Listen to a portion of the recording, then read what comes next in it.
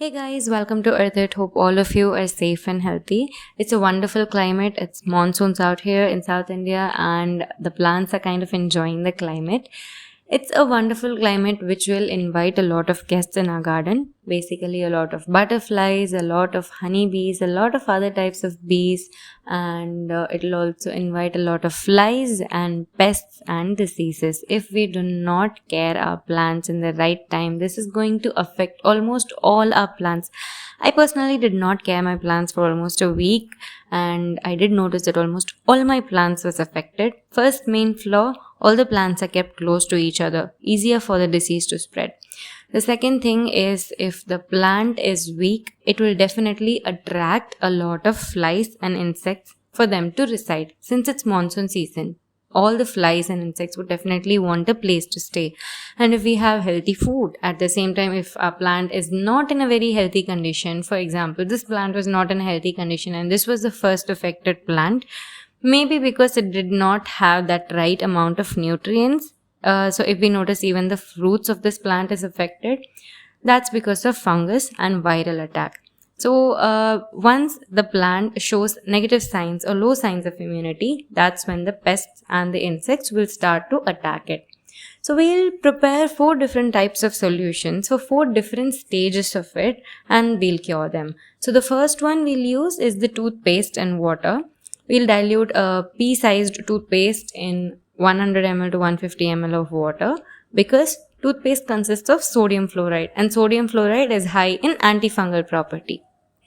For the next stage, we'll be using pungai oil. Pungai oil is something very similar to that of neem oil. I personally use it on my skin when I have a lot of insect bites and rashes. It kind of restricts the bacterial growth, to be precise, and it acts as a layer on top of the leaf, which will not invite, or it will not hold the flies or the insects on top of it, and it'll stop that fungal growth. It'll stop the bacterial growth as well. The next one is neem oil. So the pungai oil that we used earlier would be a pest repellent, not attracting or not holding any insects or flies in it. But neem oil is universal. All of us know that it acts as a pesticide and a pest repellent as well. So we'll just dilute a little amount of soap and neem oil for the plants that is going to flower, but that's not going to attract a lot of honeybees. The fourth one is for the ones that has a lot of fly attack. For example, we'll be having white flies and black flies. So this one is green chilies. We'll have small onions and ginger. Grind them into a paste. We do not have to remove the skins of small onions. We can alternatively use garlics as well. Onions is something that's going to propagate the shoot growth and the bud growth in the plant. So when there is a high infection in our plant and the plants will not be able to bear the strength to grow good roots or good shoots, onion acts as a stimulator.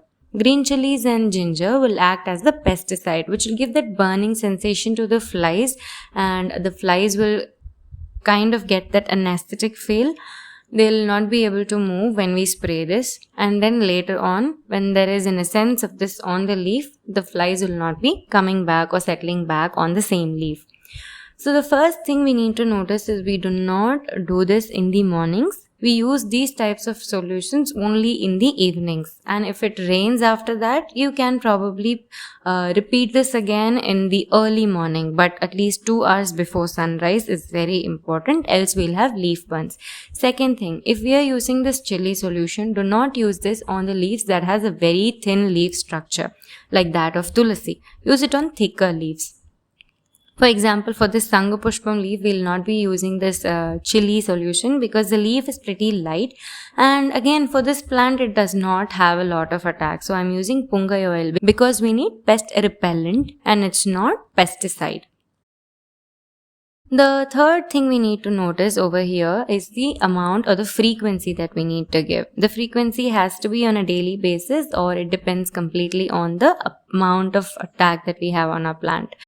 This is my jasmine plant, the worst affected of all the plants.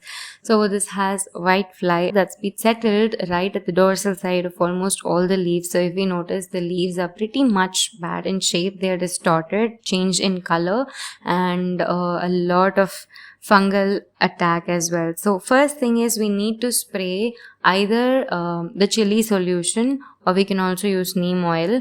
That's going to act as an anesthetic for all the flies over there.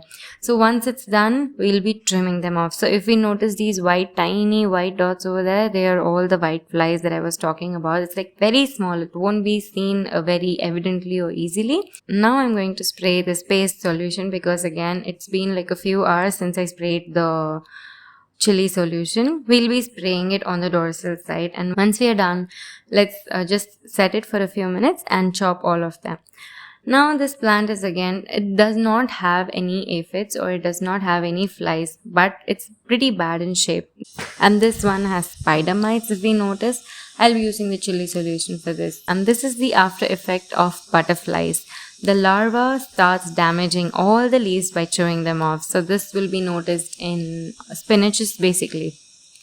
After repeating this particular process for a whole week, we will notice, or personally I did notice, that the new leaves were not affected, and the plants whichever was sprayed with the chili and onion solution started giving good new shoots. It started showing the signs of new growth.